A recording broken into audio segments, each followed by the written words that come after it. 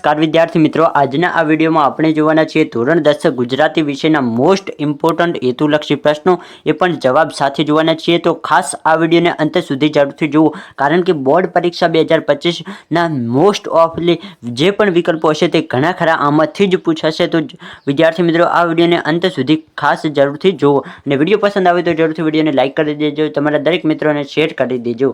તો ચાલો સૌપ્રથમ વિકલ્પ નંબર 1ની વાત કરીએ કે નીચેનામાંથી કઈ બાબત વૈષ્ણવજનને લાગુ પડતી નથી. તો વૈષ્ણવજનને કઈ બાબત લાગુ પડતી નથી? તો કે અભિમાની જે આ સી વિકલ્પ છે તે તેમને લાગુ પડતી નથી, કારણ કે બીજાના દુઃખને તે સમજી શકે છે, નિરાભિમાની હોય છે અને કોઈની પણ નિંદા કરતા નથી. આ ત્રણેય વિકલ્પ તેમને શોભે છે, પરંતુ જે અભિમાની છે તે તેમને લાગુ પડતી નથી. આ માટે તે સી વિકલ્પ સાચો આવશે. આગળ જોઈએ, વાચ કાચ અને મન નિર્મળ રાખે એટલે આગળ ખાલી જગ્યા છે, તો તેમાં શું જવાબ આવશે? તો કે વાણી ચારિત્ર્ય અને મનને સ્થિર રાખે તેને શું કહેવાય? તો કે આ વાચ કાચ મન નિર્મળ રાખે. પછી જો પ્રશ્ન નંબર 3, વિનુ કાકા વાત વાતમાં કહેતા ખાલી જગ્યા કહેતા, તો કે શું કહેતા હતા? તો ખાસ વિદ્યાર્થી મિત્રો જવાબ આવશે નંબર એ, વિકલ્પ નિશાન ઊંચું રાખવું. વિનુ કાકા શું કહેતા હતા? તો કે વિનુ કાકા વાત વાતમાં એવું કહેતા હતા કે નિશાન હંમેશા ઊંચું રાખો.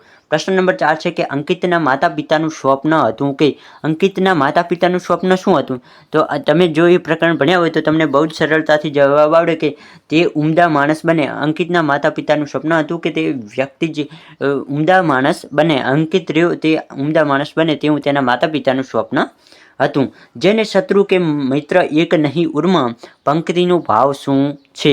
તો કે જેને શત્રુ કે મિત્ર એક નહીં ઉર્મા, તે પંક્તિનો ભાવ શું છે? તો તેનો જવાબ શું હશે? તો કે જીવનથી નિર્લેપ બનવાનો ભાવ. તેને શું કહેવાય? તો જે શત્રુ કે મિત્ર એકે નહીં ઉર્મા, તેનો તે પંક્તિનો ભાવ શું થશે? તો કે જીવનથી નિર્લેપ બનવાનો ભાવ. આગળ વધીએ, પ્રશ્ન નંબર 6 છે કે શીલવંત સાધુ શબ્દનો અર્થ આપો. તો કે શીલવંત સાધુ એટલે તે શબ્દનો અર્થ શું થાય? તેમનો શબ્દાર્થ શું થાય? તો ચારિત્ર્યવાન. શું એ વિકલ્પ સાચો આવશે? તો કે શીલવંત સાધુનો અર્થ છે, સરળ ભાષામાં કહીએ તો કે ચારિત્ર્યવાન. આગળ જોઈએ, મનીષા દેસાઈએ સુરતી કુટુંબને કોના હુમલામાંથી બચાવેલું? તો કે મનીષા જે દેસાઈ હતા તેમને કોના હુમલાથી એક કુટુંબને બચાવ્યું હતું? સુરતી કુટુંબ હતું, તેમને કોના હુમલાથી બચાવ્યું હતું? તો તેમાં વિકલ્પ નંબર એ આવશે કે રીંછના હુમલાથી મનીષા દેસાઈ સુરતી કુટુંબને બચાવ્યું હતું. તો ખાસ વિદ્યાર્થી મિત્રો, હું તમને જણાવી દઉં કે આ જેટલા પણ વિકલ્પો છે તે મોસ્ટ ઇમ્પોર્ટન્ટ વિકલ્પો છે, તો તમારે દરેક વિકલ્પને વાંચી નાખવાના છે. હવે તમે કહેશો કે અમારે આ વિકલ્પો વાંચવા હોય તો કઈ રીતે? તો કે આપણી ટેલિગ્રામ ચેનલ છે સાહિલ સ્માર્ટ એજ્યુકેશનમાંથી તમને આ વિકલ્પો મળી જશે. આપની ટેલિગ્રામ ચેનલની લિંક તમને ડિસ્ક્રિપ્શન બોક્સમાં મળી જશે, તો ટેલિગ્રામમાં જોડાવાનું ભૂલશો નહીં. તો ફટાફટ ત્યાંથી જોઈન થયું અને આ વિકલ્પો વાંચવા માંડો. મનીષા દેસાઈ સુરતી કુટુંબને કોના હુમલાથી બચાવેલું? તો કે રીંછના. પ્રશ્ન નંબર 8, નરેને કઈ તાલીમ મેળવી હતી? તો કે નરેન જે હતું તેને કઈ તાલીમ મેળવી હતી? તો કે વન સંરક્ષણની તાલીમ મેળવી હતી. આગળ વધીએ, પ્રશ્ન નંબર 9 કે દીકરી સ્વર્ગમાં કયા સ્વરૂપે દેખાય છે? તો કે દીકરી દેવોની ઝલકમાં સ્વર્ગ સ્વરૂપે દેખાતી હોય છે. પ્રશ્ન નંબર 10ની વાત કરીએ તો કે દીકરીની સમજણ વિસ્તરી છે તેવું કયા કારણે કહી શકાય છે? તો કે પિતાને સહારો આપે છે તેથી દીકરીની સમજણ વિસ્તરી છે એવું કહી શકાય છે. આગળ જોઈએ, પ્રશ્ન નંબર 11 કે એક જમાનામાં ચીનના લોકો ગામમાં કોઈ માદું પડે તો શું કરતા હતા? તો કે એક જમાનામાં જો કોઈ ચીનમાં માદું પડે તો ડાક્ટરને સજા કરતા હતા. તો કે ડૉક્ટર જે ત્યાંના હોય તેમને સજા કરવામાં આવતી. તો કે આ લોકો શા માટે માદા પડે? તમને સજા કરવામાં આવશે, તમે ડૉક્ટર છો એટલે કે ડૉક્ટરને સજા કરવામાં આવતી હતી. પ્રશ્ન નંબર 12, હોસ્પિટલની શોભામાં શાનાથી વધારો થઈ શકે છે? તો કે હોસ્પિટલની જે શોભા હોય તેમાં શાનાથી વધારો થઈ શકે? તો બે વિકલ્પ સાચો આવશે કે હોસ્પિટલના મોટા ભાગના ખાટલા ખાલી પડી રહે તેનાથી હોસ્પિટલની શોભામાં વધારો થઈ શકે છે. પ્રશ્ન નંબર 13 છે કે આ કાવ્યમાં કઈ નદીનો ઉલ્લેખ થયો છે? તો તમે જે કાવ્યો ભણ્યા છો તેમાં કઈ નદીનો ઉલ્લેખ થયો હતો? તો કે નર્મદા જે નદી હતી તે નર્મદા નદીનો આ કાવ્યમાં ઉલ્લેખ કરવામાં આવ્યો હતો. પ્રશ્ન નંબર 14, આ કાવ્યમાં કવિ નરસિંહ મહેતાને શા માટે યાદ કરે છે? તો કે જે કવિ હતા તે આ કાવ્યમાં નરસિંહ મહેતાને શા માટે યાદ કરતા હતા? તો કે પ્રભાતિયા ખૂબ જ નરસિંહ મહેતાના પ્રચલિત છે એટલા માટે નરસિંહ મહેતાને યાદ કરવામાં આવ્યા હતા.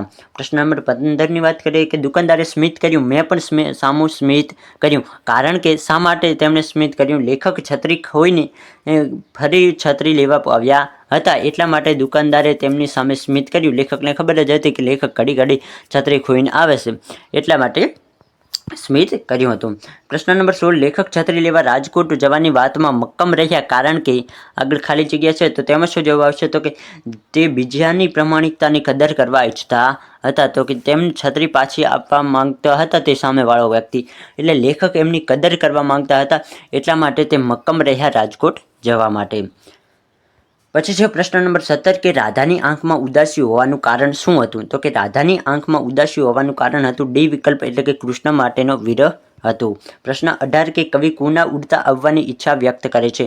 તો કે કવિ મોરપીંછના ઉડતા આવવાની પછી છે પ્રશ્ન નંબર 19 અંકલેશ્વરના મિત્રો મજાકમાં શું કહેતા હતા? તો કે અંકલેશ્વરના જે મિત્રો હતા તેને મજાકમાં શું કહેતા હતા? તો કે ગંદકેશ્વર કહેતા હતા.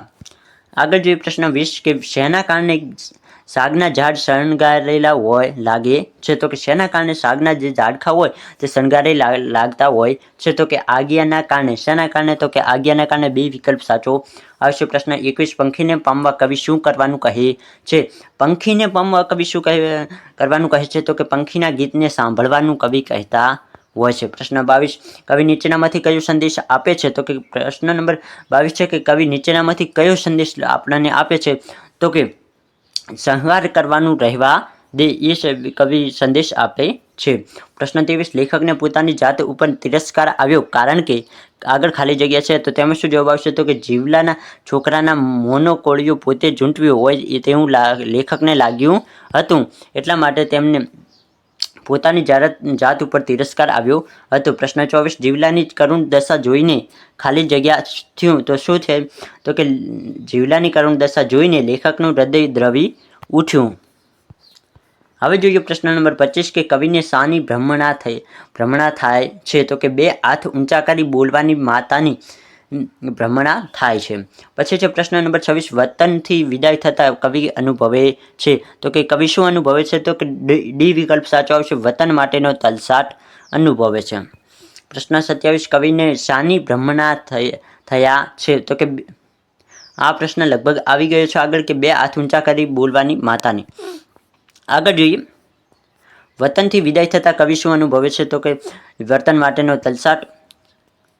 પ્રશ્ન નંબર 29 છે કે લાલ કિનખાબનો પડદો ક્યારે ખુલે તેની લોકો રાહ જોઈ રહ્યા હતા કારણ કે શા માટે લોકો રાહ જોઈને બેઠા હતા? તો કે વીજળીની કારમાંથી કૃષ્ણ જન્મનું દ્રશ્ય ઊભું થવાનું હતું એટલા માટે લોકો લાલ પડદો ક્યારે ખુલે તેની રાહ જોઈને બેઠા હતા. પ્રશ્ન 30 આ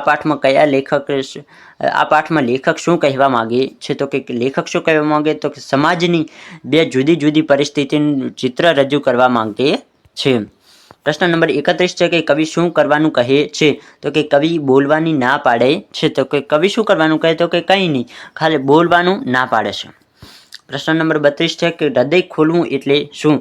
તો કે હૃદય ખોલવું એનો અર્થ શું થાય? તો તેનો જવાબ આવશે ડી પોતાના દિલની વાત બીજાને કહેવી. જ્યારે આપણે પોતાના દિલમાં રહેલી વાત કોઈ બીજાને કહીએ ત્યારે શું કહેવાય? તો કે હૃદય ખોલ્યું કહેવાય. પ્રશ્ન 33 આપણી બબલીની જે પગલી જાણે આ વાક્ય કોણ બોલે છે? તો કે આપણી બબલીની જ પગલી જાણે આ વાક્ય કોણ બોલે? તો કે ડુંગરની જે પત્ની હતી તે આ વાક્ય બોલે છે. પ્રશ્ન નંબર 34 છે કે ડુંગર તેની વહુ કયા સ્ટેશન ગાડી પકડવા માંગતા હતા? તો કે કયા સ્ટેશને? તો કે રાજપુર સ્ટેશને તે ગાડી પકડવા માંગતા હતા. 35મો પ્રશ્ન છે કે સ્વજન સુધી કોણ લઈ જશે? તો કે સ્વજન સુધી કોણ લઈ જશે? તો કે દુશ્મનો. બે વિકલ્પ સાચો આવશે. પછી છે પ્રશ્ન નંબર 36 કે કવિને ક્યાં સુધી જવાનું હતું? તો કે કવિને કેટલી પણ જવાનું હતું? તો કે એક મેકના મન સુધી. શું જવાબ આવશે? તો કે ડી વિકલ્પ એક મેકના મન સુધી. પ્રશ્ન નંબર 38 છે કે કેમ ભાઈ પટેલ તું આ પેટીયું નથી લેતો? આ વાક્ય કોને ઉદ્દેશીને કહે છે? તો તેમાં જવાબ આવશે એ વિકલ્પ કે શેઠ કાળુને કહે છે. તો કે કેમ ભાઈ પટેલ તું આ પેટીયું નથી લેતો? આવું કોણ કહે? તો કે શેઠ કાળુને કહેતા હોય છે.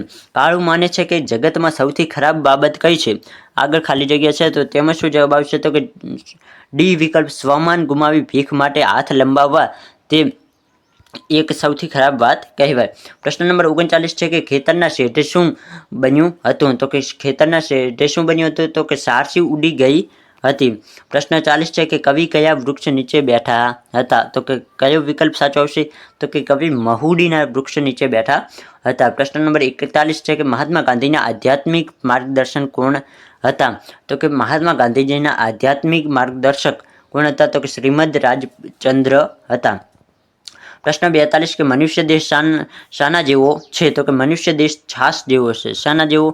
તો કે છાસ જેવો। પ્રશ્ન 43 શ્રીમદ રાજચંદ્રે લખેલા તત્વજ્ઞાનની ભરપૂર ચિંતન ગ્રંથ કયો છે? તો તેમાં જવાબ આવશે બી મોક્ષ માળા। પ્રશ્ન 44 છે કે કાવ્ય નાયિકાએ દિયર અને દેરાણી માટે ચંપાનો છોડ અને ચંપાની પાંદડીના રૂપક વાપર્યા છે। આ રૂપકો ખાલી જગ્યા છે તો તેમાં જવાબ આવશે કે દિયર દેરાણી માટે કાવ્યના નાયિકાનો પ્રેમ દર્શાવે છે। 45મો પ્રશ્ન છે કે સગી નણંદના વીર સાથે કાવ્ય નાયિકાનો કયો સંબંધ છે?